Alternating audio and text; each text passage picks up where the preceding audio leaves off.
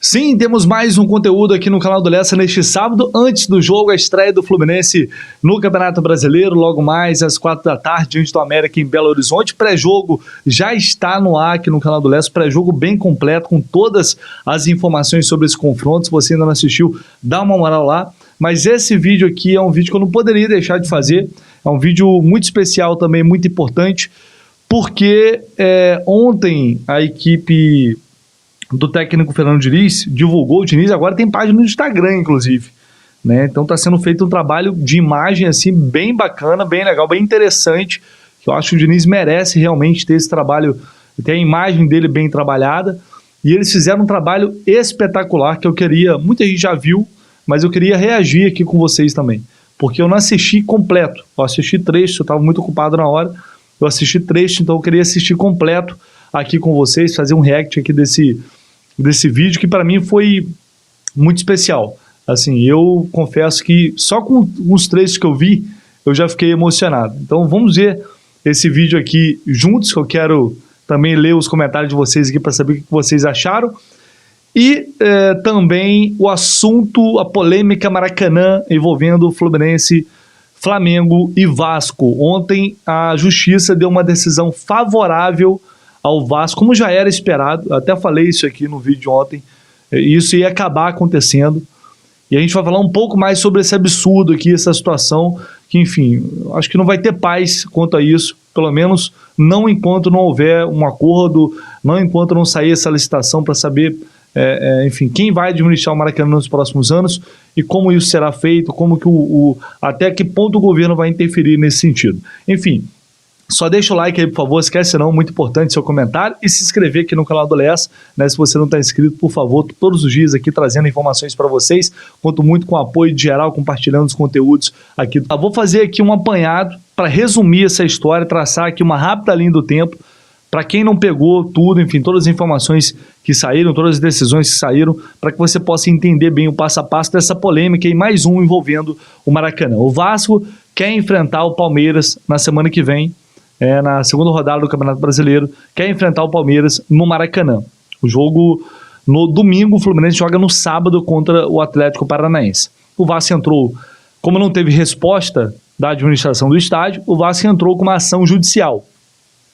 E aí o Flamengo respondeu com algumas argumentações, que esse perfil aqui, que é um conselheiro do Vasco, se não me engano, ele trouxe aqui: o gramado não suporta jogos em excesso e já é alvo de reclamações. O jogo pode acontecer em São Januário. Aqui ele fez um resumo, vou colocar logo aqui na tela para que vocês possam ver. Vou dar um zoom aqui para melhorar. Todo esse planejamento com intervalo mínimo de dias, cronograma de manutenção, período de descanso, é necessário que o gramado mantenha um mínimo de condição para receber jogos de alto padrão do futebol.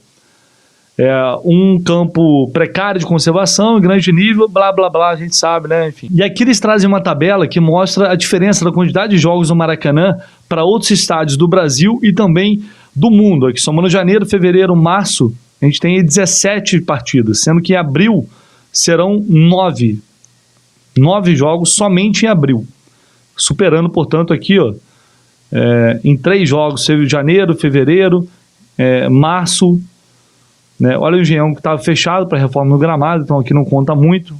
São Januário, 7 jogos. Isso somando os 3 meses, tá? Estádio da Luz, 7 jogos. Stanford Bridge, 7 jogos. Santiago Bernabéu, 9 jogos. Camp Nou, 6 jogos. Enfield, 6 jogos. Só o San Siro que tem 15. Se aproxima mais ali do Maracanã. Só no mês de abril serão 9 jogos. Então isso está no documento aqui, na argumentação do Flamengo. Abre-se aqui um parêntese para se relembrar que o Vasco possui um estádio próprio.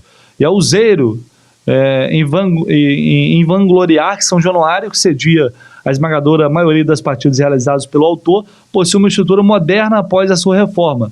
Com capacidade, que estrutura moderna é essa? Com capacidade para cerca de 22 mil torcedores. Há, portanto, manifesta a viabilidade do jogo contra o Palmeiras, né, de todo o Maracanã, em que pese possuir capacidade triplicada em relação a São Januário, não é o único estádio de grande porte localizado no Rio, citando aqui, portanto, também o estádio Newton Santos como uma opção, e não apenas o Maracanã.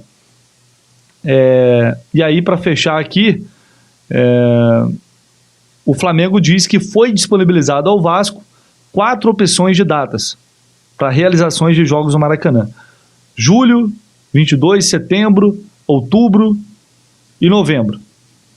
Só que, como a gente sabe, o Vasco quer escolher quando e onde. Quando quer jogar, em que momento, qual o melhor jogo, qual o jogo maracanizável, né? Como eu falei isso aqui ontem. Aí, meu amigo, aí é mole, né? Foi o que eu falei. O que eu cobrei aqui ontem também é que a administração do Estado deveria dar uma resposta, deveria dar opções de datas. E foi feito isso. Só que o Vasco não quer. O Vasco quer jogar a força no momento em que eles acham interessante para eles. E aí dane-se o resto. Dane-se quem investe no estádio, dane-se quem investe no gramado. Aí, o problema desses otários aí que administram o estádio, para eu poder aqui jogar a hora que eu bem entender, né? E aqui, e depois, enfim, eu estou colocando isso na tela aqui porque na tarde de ontem foi deferida uma decisão da Justiça em favor do pedido do Vasco. E o principal trecho está aqui. As partes demonstram que somente no mês de abril há 9 jogos marcados no Maracanã. Portanto, se a preocupação com o gramado não foi impeditiva para a marcação das 9 partidas, não se figura razoável impedir a 10ª partida sob esse argumento. Ademais, foram realizados no estádio dezenas de jogos em dias consecutivos ao longo dos últimos 3 anos. Sendo assim, o próprio réu não vem observando as recomendações da empresa responsável pela manutenção do gramado do estádio Maracanã, ao marcar jogos consecutivos. Você vê só, olha a decisão dessa, vou até procurar aqui tem um despacho completo. Paula Silveira Pereira é a juíza titular que tomou essa decisão. Olha a falta de um mínimo de bom senso e de conhecimento, aparentemente, do que é um estádio de futebol, do que é um gramado, né? Porque não é porque você faz jogos consecutivos e eventualmente quando você tem a necessidade, até porque os 2 clubes são administradores do estádio, então é óbvio que quando tiver necessidade de fazer jogos consecutivos, isso vai acontecer. É óbvio que as semifinais do Maracanã vão acontecer no Maracanã com os clubes grandes, e por isso a semifinal também foram em dias consecutivos. É óbvio que em algum momento isso vai acontecer, mas o que tem que ser observado também é o total de jogos no mês. Não apenas se são jogos seguidos ou não. Isso aqui não faz o menor sentido. Se tem 9 é porque não pode ter 10. Se tem 9 é porque neste mês foi preciso ter 9 jogos, que é um mês bizarro de muitas partidas para todos os times. Então não tem mais, justamente para evitar um desgaste ainda maior do que já terá com 9 partidas no mês. Vocês viram a tabela anteriormente. Então assim, enfim, eu não sei, né, se os motivos são só esses, mas é uma decisão que não tem o mínimo de coerência e, para mim, de conhecimento do quão prejudicial pode ser essa quantidade de jogos no mesmo mês no Maracanã. Enfim, houve essa decisão que cabe recurso. E o Fluminense também se posicionou em relação a isso e disse o seguinte, está aqui na matéria do GE. Mais cedo, nesta sexta, o Flu entrou na Justiça como terceiro interessado no processo. Co-gestor do estádio, o Flu rebateu os argumentos do Vasco, abriu 4 datas para o rival jogar no estádio e alegou inverdades oriundas da colina, aqui entre aspas. Na petição, o Fluminense deixou claro que não se opõe ao Vasco jogar no Maracanã, mas afirma que não pode ser no dia e na hora que o rival quiser, né? Que essa é a grande discussão. A petição também usava números dos jogos dos 2 clubes no estádio para mostrar que, historicamente, o Fluminense tem mais de 600 jogos que o Vasco no estádio, com a intenção, aí, entre aspas, de mostrar que o Vasco sempre preferiu jogar em São Januário e só mudou agora com a chegada de um investidor que tem outros planos além do futebol para o estádio. O Fluminense também diz que, junto com o Flamengo, fez investimento de mais de 100 milhões em Maracanã no período, sendo 4 milhões só no gramado, e que o veto ao jogo contra o Palmeiras é técnico, pois o Maracanã já vai receber 9 jogos em abril.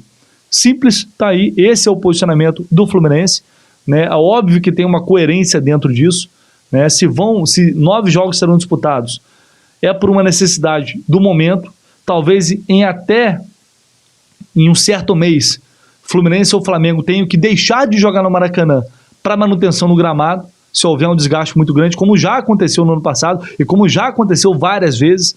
Então, quer dizer, olha aí o investimento, mais de 100 milhões, 4 milhões só no gramado. Não tem R$1 do Vasco aqui. Então eu acho sim, óbvio, o Vasco não pode ser impedido de jogar no Maracanã. O Maracanã ainda é um estádio público, mas hoje o Maracanã é administrado por 2 clubes que investem e colocam dinheiro lá. Então o Vasco não pode jogar no Maracanã só quando achar que deve. Só quando der vontade. Ou só quando perceber que com o jogo X ou Y não vai ganhar dinheiro. Porque não é assim que a coisa deve funcionar. Não é assim que a coisa pode funcionar. Mas vai acabar jogando, porque quem toma essas decisões, enfim, essas pessoas não estão nem preocupadas, nem um pouco preocupadas com isso. E o Vasco queria ainda condições iguais ao Fluminense, pelo fato do Fluminense ser conveniente, o que vai acabar em breve. Ainda queriam condições iguais. Cara, é um negócio assim, inacreditável. É uma cara de pau que é impressionante. Vamos ver onde vai dar nisso e quando vai sair essa licitação para acabar de uma vez por todas com essa palhaçada aí. Eu só acho que assim, tem que ser feito isso. Eu acho que a comunicação também tem que melhorar. Olha só, nós estamos fazendo, nós demos opções de datas, eles não querem, vão para a justiça. Tá bom, deixa ele chorar na justiça. Se a justiça der, não tem muito o que fazer. Agora, a conta depois quem vai pagar não vai ser o Vasco. Então vamos lá, vamos acompanhar esse vídeo que, como eu falei, foi divulgado pela equipe de marketing aí do técnico Fernando Diniz, de assessoria de imprensa, enfim, um material que ficou incrível, ficou muito maneiro. O objetivo era mostrar a essência do treinador. Eu acho que eles conseguiram com êxito, com muito êxito fazer isso, né? Transmitir ainda mais esse lado humano do Fernando Diniz. Então, pela primeira vez eu vou assistir junto com vocês aqui esse vídeo completo, esse vídeo inteiro que eu não tinha conseguido ainda assistir e esse trecho aqui eu tinha visto, eu já destaco de cara logo essa declaração. Sou muito feliz aqui no Fluminense, sempre falei, vou falar mais uma vez, uma conexão muito especial com a torcida do Fluminense, e eu falo que não é tanto por conta de agora. 2019, a maioria da torcida, ela enxergou um negócio que eu falava, porra, a impressão que eu tinha, assim, porra, a gente quer, não tá ganhando, mas a gente quer que isso dê certo. E acho que isso, eu passei aí 3 anos, parece que aprendendo muitas coisas para poder voltar pro Fluminense. Bora, Fluminense! Isso é muito bacana, porque é uma realidade. Em 2019 eu já estava na cobertura do Fluminense e a gente lembra como aquele time jogava bem, mas não conseguia vencer. E a sensação era exatamente essa, a gente queria muito que desse certo. A gente sabia que estava acontecendo alguma coisa muito boa ali, mas as coisas dentro de campo não aconteciam. E ele fala, eu passei todos esses anos aprendendo para voltar um treinador melhor para o Fluminense. Isso é muito foda. E realmente isso aconteceu, né?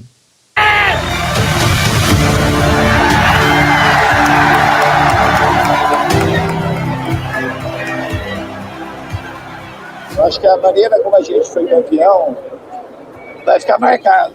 Acho que muitos times foram campeões carioca, mas do jeito que a gente foi hoje, vai ser esse Fla-Flu que os tricolores vão lembrar eternamente. Agora o rei tá aqui, Veneza. Vai lá, vai lá.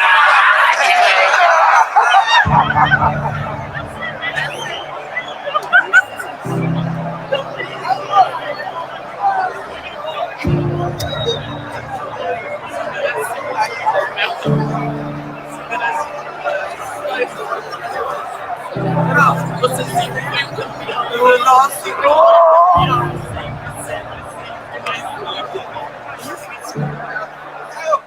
São tudo pra mim. E o meu filho mais velho, que é estudante de medicina, teve que ir embora hoje, agora, porque tem prova amanhã.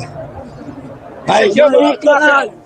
Que as pessoas consigam ter esse troféu que eu...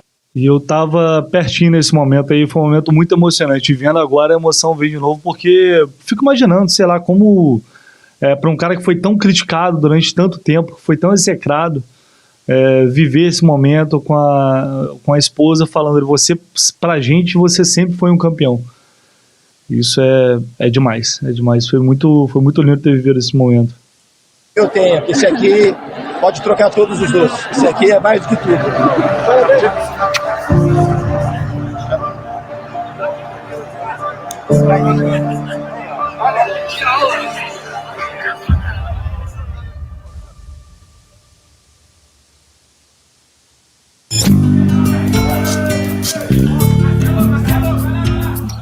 fui muito criticado. Se pegar minha carreira, desde quando eu comecei, muito provavelmente eu recebi mais crítica do que elogio.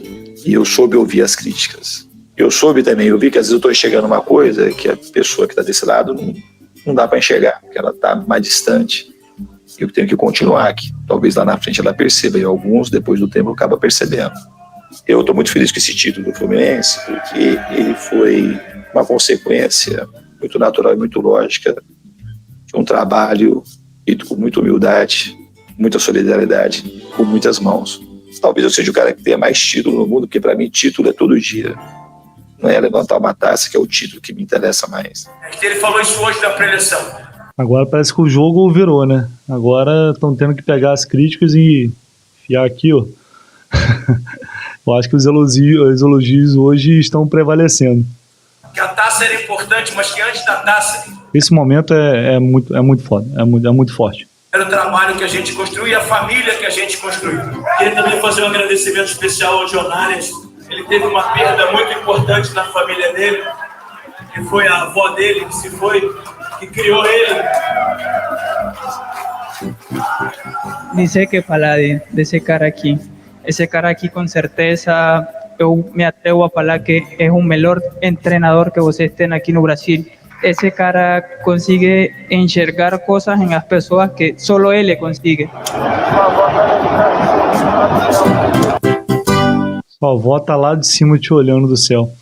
Cara, isso é muito forte, isso é muito emocionante, porque a gente lembra que o Arias chegou aqui, quanta dificuldade ele teve, né, parecia que não ia se adaptar, parecia que não era um jogador, parecia que era um jogador comum, né? E hoje a gente vê o jogador que ele por tudo que ele passou e como eles se encaixaram, né? Não só com o Arias, mas, enfim, o grupo inteiro. Eu acho que o Fluminense é de fato uma família. Por isso esse time faz o que faz também em campo. Não é só pela qualidade que tem os jogadores, porque os jogadores têm muita qualidade, mas é porque eles realmente se enxergam como uma família, eles se doam como uma família. E a gente está vendo isso em campo. Essa final, esse título carioca, esse bicampeonato, ele só poderia vir dessa maneira. Assim, não bastaria só qualidade. O Fluminense teria que entrar para dar o seu melhor, cada um lutar pelo outro, e foi isso que aconteceu, e é isso que tem acontecido. O melhor técnico do Campeonato Carioca, senhoras e senhores, é do Fluminense, é Fernando Diniz! Não vai mudar minha vida, minha rotina. Não vai absolutamente nada, eu só estou mais feliz. Estou feliz por mim, estou feliz pela torcida do Fluminense, estou feliz pelos meus amigos, pela minha família. Então, mudou meu estado anímico de felicidade, mas a minha conduta não. Tem que saber conviver com os dois lados da moeda, e nesse momento. Pô, isso é muito bom. Mais elogios, mas eu vou continuar. Olha só o gingado do professor. No trabalho, oferecer o melhor que eu tenho para os jogadores.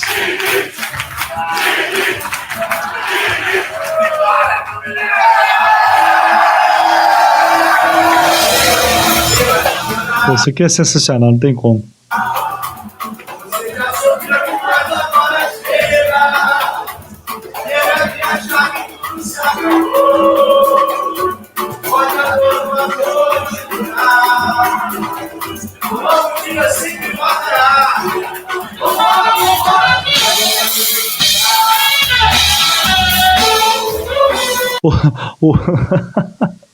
O Lourenço, o Lolo tá pulando, quicando que nem uma bola ali nas costas do campo.